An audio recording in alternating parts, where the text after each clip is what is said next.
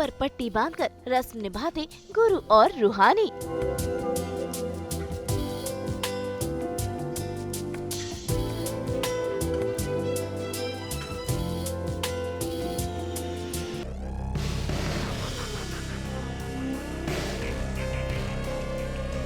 शगुन में हुआ अपशगुन।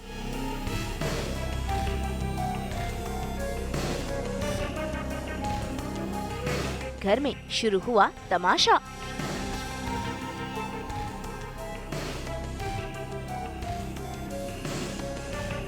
दंगल टीवी के सीरियल इश्क जुनूनी में आज होने जा रहा है कलश का विसर्जन। लेकिन ऐसे में जहां पर रूहानी घूंघट में है और घूंघट में होते हुए भी उसने आंख पर पट्टी बांधी हुई है, तो वहीं गुरु ने भी आंख पर पट्टी बांधी हुई है और इन दोनों का आमना सामना न हो पाए, इसीलिए ये आंख पर पट्टी बांधी गई है। और ऐसे ही रूहानी गुरु को कलश देती है विसर्जन करने के लिए।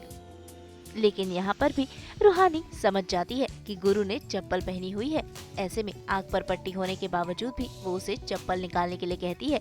ऐसे में घर वाले शॉक रह जाते हैं। भाई रूहानी गुरु को इतनी अच्छी तरह से जान जो चुकी है।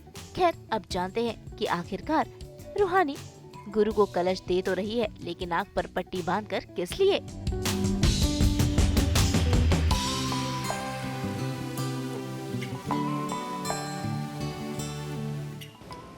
क्या बदतमीजी है छोटी बहुरिया। गुरु, कलश करने से पहले अपनी चप्पल जाके उतारो। जो हम खुली आंखों से देख पाओ तुमने बंद आंखों से देख लिया। इसे ही सच्चा प्यार कहते हैं। रूहानी के रूम में फंस गया हमारा। ऐसी बात नहीं है भाभी, मैं गुरु को जानती हूँ, इसलिए अंदाज़ा लगा रही हूँ। बहुत नहीं जानने लग रही गुरु बाबू। उतार दिए चप्पल, दे दो कलश।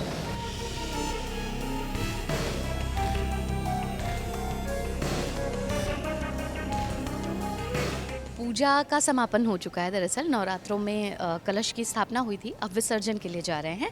और दादी ने सज़ा दी है रूहानी को, क्योंकि रूहानी को जब हमें माता रानी को विदाई देने के लिए जब हमें हमें मंदिर जाना था, तो वहाँ पर बब्बन के साथ मिल करके और गुरु के साथ मिल करके वो एग्ज़ाम देने चली गई। दादी को ये पता चल गया। सो बहुत बड़ी स्टोरी है इसके पीछे, दादी को सब पता चल गया। उसके बाद ये सज़ा सुनाई गई है कि अब गुरु और रूहानी एक दूसरे से अलग रहेंगे, एक दूसरे के कमरे में नहीं रहेंगे। आंखों पे पट्टी बांध दी है ताकि एक दूसरे को देख भी ना पाए।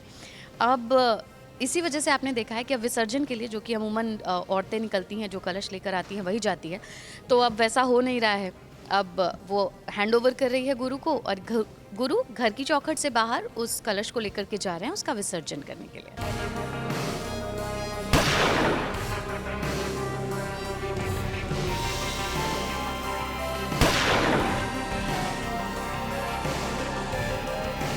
भाई जहां गुरु कलश विसर्जन करने गया था, वहां उसके साथ हो गया हादसा। उस पर गोली चली, लेकिन गोली गुरु को नहीं बल्कि सिकंदर को लग गई।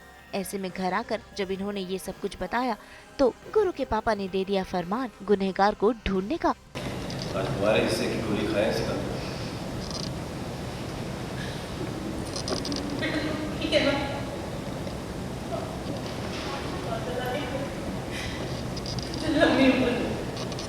लेकिन यहाँ पर गुनहगार तो मामा मामी ही हैं, जिन्होंने गुरु को मरवाने के लिए शेखर से कहा था। लेकिन गुरु तो बच गया। अब उन पर शक की सुई ना आए, इसीलिए देखिए कैसे ड्रामा शुरू हो गया और उन्होंने सारा इल्जाम रूहानी पर डाल दिया और घर में शुरू हो गया तमाशा।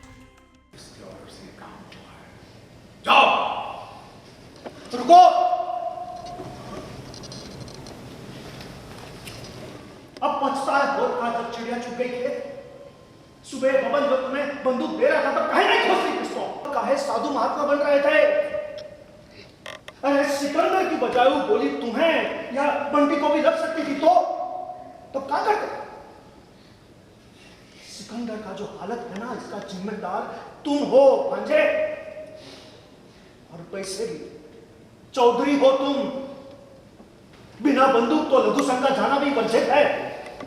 आप ज्यादा नहीं बोलेंगे वरना हमारे मस्तक पे ही बंदूक तान दोगे। बात को इसे घुमा फिरा के बोल रहे हैं गुरु बाबू। सच कह नहीं कह रहे हैं आप। कलश स्थापना वाले दिन छुटकी बहुरिया के साथ आप संकल्प लिए थे कि आप सात्विक जीवन जिएंगे, विचारधारा आचरण सात्विक अपनाएंगे। बहुरिया दुश्मन हो तुम, जानती हो ना? बिना हथियार के तुम्हारे पति की जान तो खतरा है, वो फिर काहे ऐसा संकल्प लिया?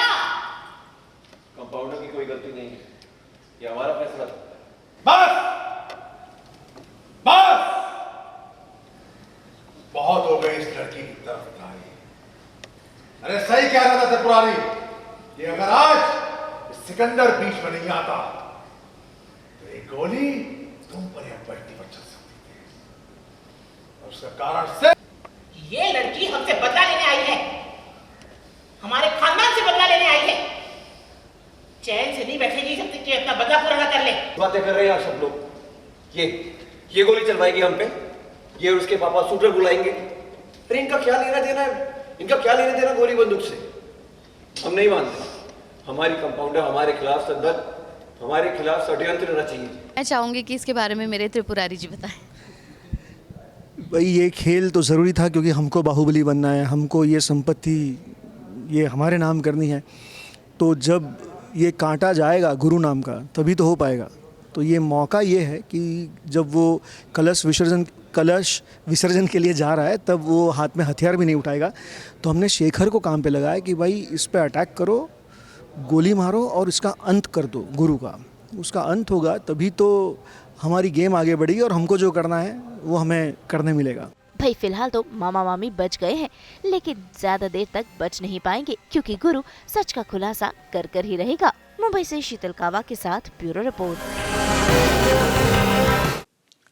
हम तो 24/7 पहनाते ही हैं आपको एंटरटेनमेंट की बेल्स। तो अगर आपको ये वीडियो पसंद आया है आप इसे लाइक करें, कमेंट देके अपनी राय ज़रूर दें। ऐसे ही एक्सक्लूसिव कंटेंट के लिए हमारे चैनल को सब्सक्राइब ज़रूर करें। अगर आप यही वीडियो फेसबुक पर देख रहे हैं तो हमारे फेसबुक पेज को भी लाइक करें। नाम तो आप सब जानते ही हैं, सास बहू और बेटियाँ।